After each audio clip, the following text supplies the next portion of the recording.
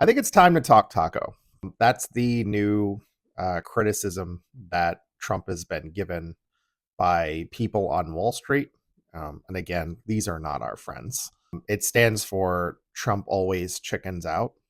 I kind of have like a strong dislike of this criticism, and I'll explain why. I like I like the fact that it makes Trump mad. It clearly has made Trump very angry. And if anybody deserves criticism, it's Trump and all those that serve him. But is Trump always chickens out a good thing in relation to the stupid tariffs that he shouldn't have engaged in the first place? The courts have said this is clearly overreach of your authority. You can't do this. That's like Congress would need to do this. Like you can't just do unilateral tariffs. And tariffs are not necessarily always a bad thing. It's just like they kind of need to be backed with something else and they need to be strategic, right? If the proposed goal is to bring back some manufacturing, which like Biden's CHIPS Act was going to do, you back these things up with policy and funding, right? And if we don't have the factories yet, you're going to have to build them, which takes a long time. And then once we have those factories, then we would do smart tariffs on specific things to set up an incentive structure and a disincentive structure so people get the goods that are made in America, and the stuff that comes from overseas would cost a little bit more, right? That would probably be okay if we wanted to do it that way. But that's not what happened. He did like these unilateral tariffs, and they're saying he chickens out. I don't know if they think that this can be some kind of negotiating tactic. I think, if anything, they're just giving him too much credit. Honestly, I don't think Trump has ever been a good negotiator. I think he probably just got duped by people that were smarter than him. And I think in probably almost every circumstance, he probably could have gotten a better deal had he used different tactics, or the other side was probably willing to do more and they just made him think that he got a good deal. I don't know. Like the only thing I've seen the guy do have any sort of talent in is kind of marketing and hype and branding, which I don't really, that's kind of faint praise. Like lots of people are good at marketing. Lots of people are good at branding. There's like specific psychology that has been well studied. Like people can, that's a skill. People can learn that. You don't have to be an awful human being to be good at marketing and branding. In our society, sadly, it seems like it helps, it helps you scam people. Like I wish we use taco for things like, you know, uh, Trump is too, he always chickens out of being a class traitor, like, predecessors, previous presidents that were elected and reelected 4 times because they betrayed their class because of the time. Like we were in a similar situation as we are now, where like that's like the Gilded Age and things were really about to come apart at the seams. And it was important to rebalance the equation and break up a lot of big companies, tax the wealthy people more, so the regular people, the middle class, and people that don't really have very much or have anything at all, could survive and could have a better life, right? I always blank on these people, but you know what I'm talking about. So, he chickens out on delivering for the people. He chickens out and just serves rich people. And he wants to be praised by these actual wealthy people who, many of which, for, lack of better ways to explain this, but like many of them actually earn their money. He kind of fell back asswards into wealth. He was born into wealth, and then he engaged in scam after scam after scam after scam. I think recently a court just found that his family has been engaged in scams and fraud for at least 10 years. I think that's just the tip of the iceberg on their illegal activities. But yeah, that's my criticism of the whole taco thing. Like, I think it's funny that it makes Trump mad, but like people like Chuck Schumer are using it, and I don't trust Schumer. I think he's dangerous for the American people. Like, he is not a big fan of people that are standing up for Palestinians that are getting slaughtered. And folks, that's not anti-Semitism. That's just talking about reality. Like, there's a genocide happening, and we're funding it. We're helping arm Israel, and many of our leaders should be charged with war crimes. They should be sent to The Hague for international tribunals. Like, that shouldn't be remotely controversial. It's just a fact.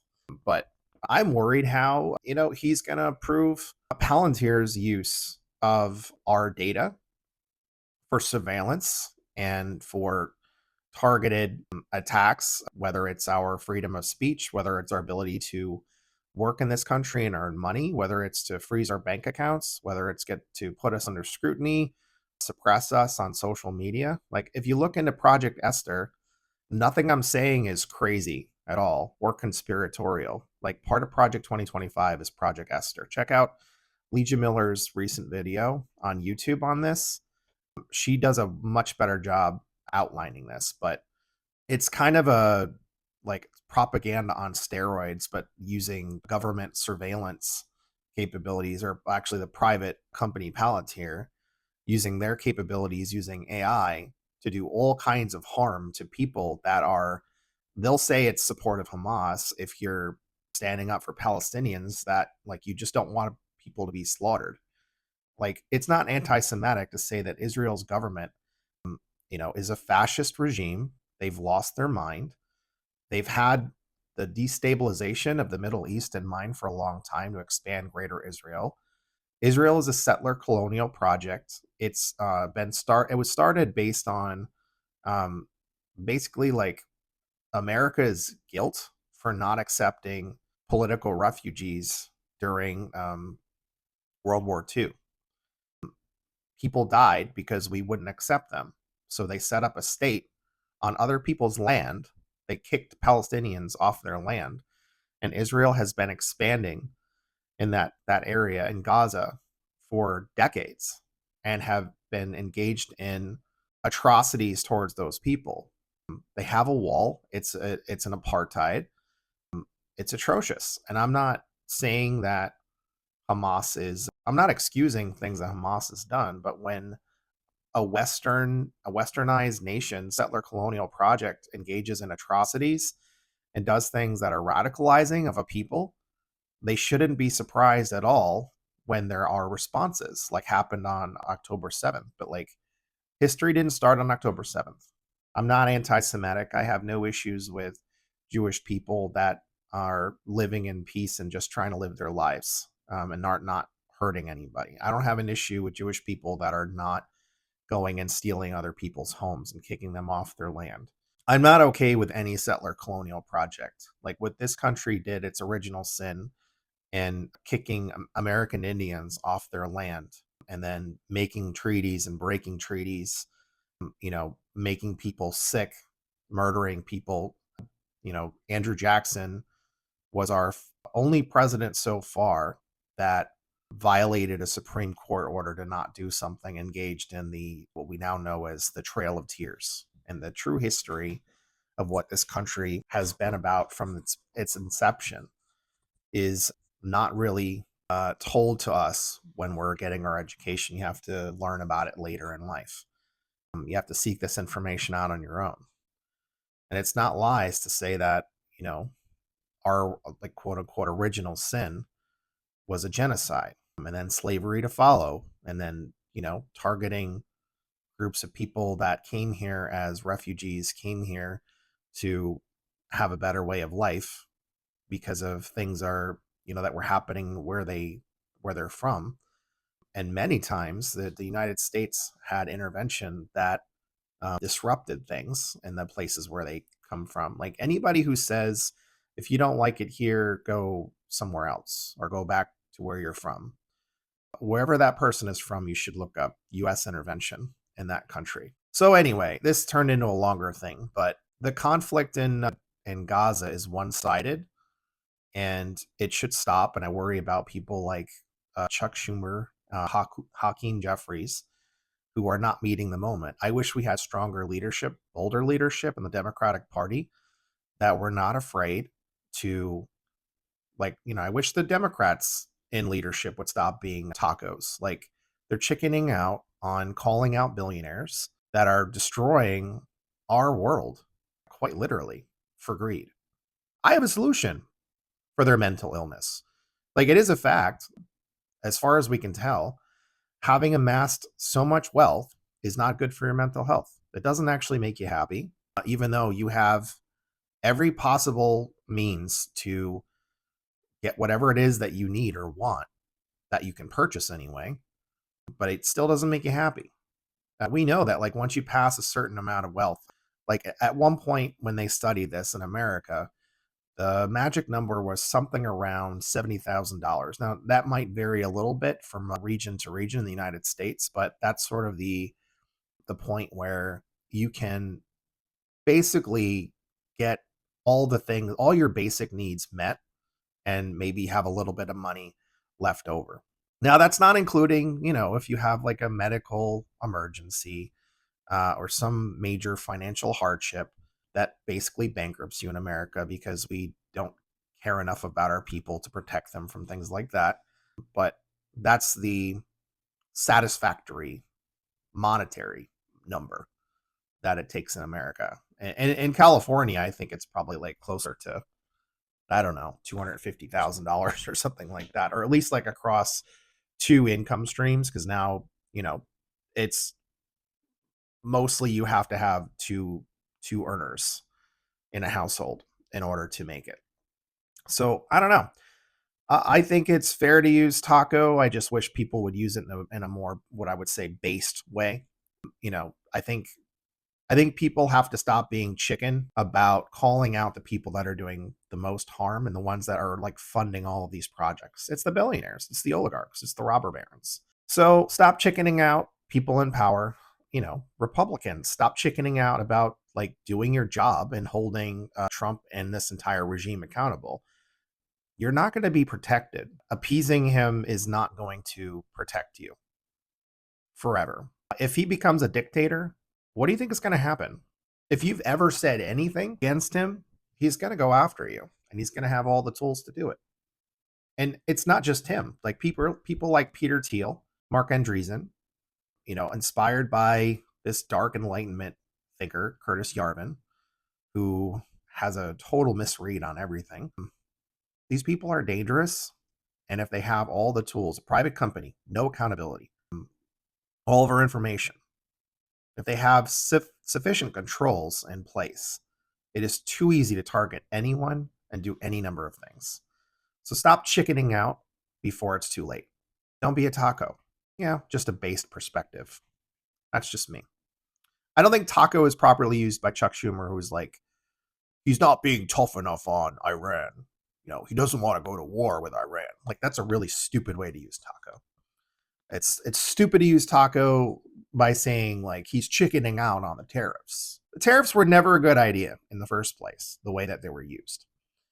And it was illegal and unconstitutional.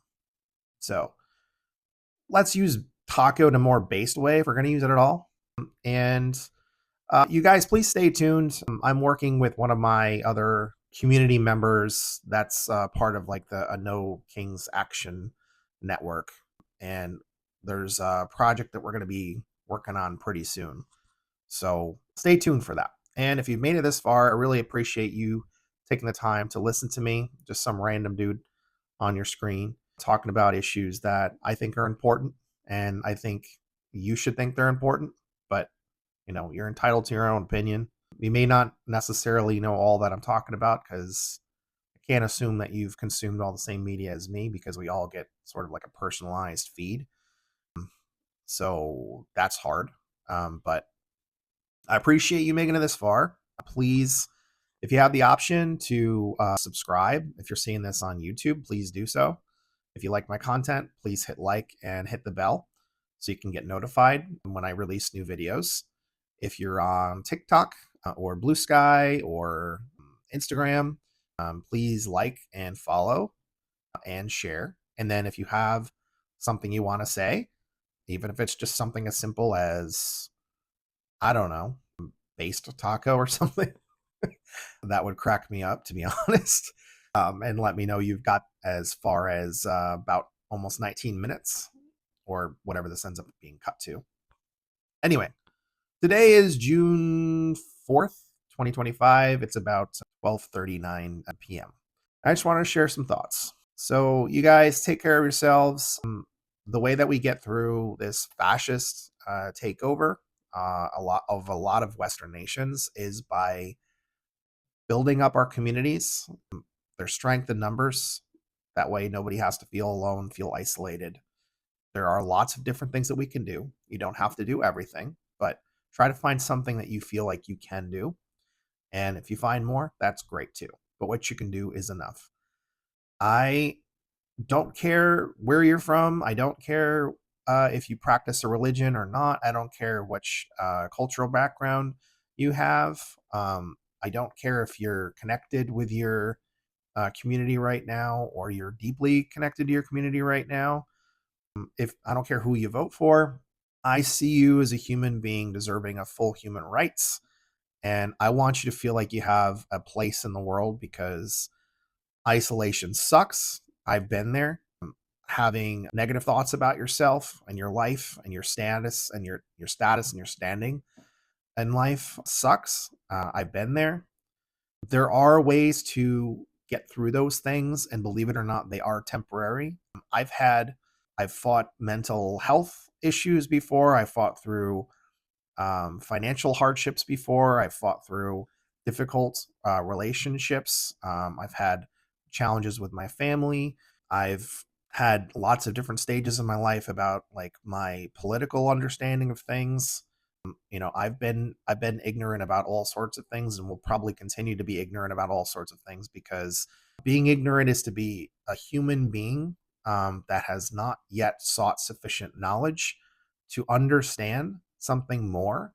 And ironically, the more that you learn, the more you realize that you still have more room to grow and know. So it's okay to not be okay. I just want you to be a little bit more okay at every moment that that's a possibility. So that's my message to all of you guys. To err is human. It's just up to us whether we keep making the same mistakes that got us to the place that we are that we don't like. If you don't like where you are, you got to change something. All right. I love you guys. I really appreciate you. For future people to come to check out my stuff, I also appreciate you, future people. Right now, I'm just a small channel. I have a small presence in the different media spaces, but I'm trying to grow because I want to be a force for change. I wrote something recently with the theme of being a drop of change. And when I connect with people, I'm able to be not just a drop of change. I'm able to be maybe a spoonful of change, or a puddle of change, or a pond of change, or a lake of change, or a river of change, or a sea, or an ocean, or I can be part of waves and waves and waves of change that push back against forces that are trying to push us all down and keep us disconnected. So that's what I want to do. And I want you to join me if you can, if you're able. And you are. You are enough. You deserve to be here and you deserve to have a good life. Don't let anybody else tell you different. All right. Take care.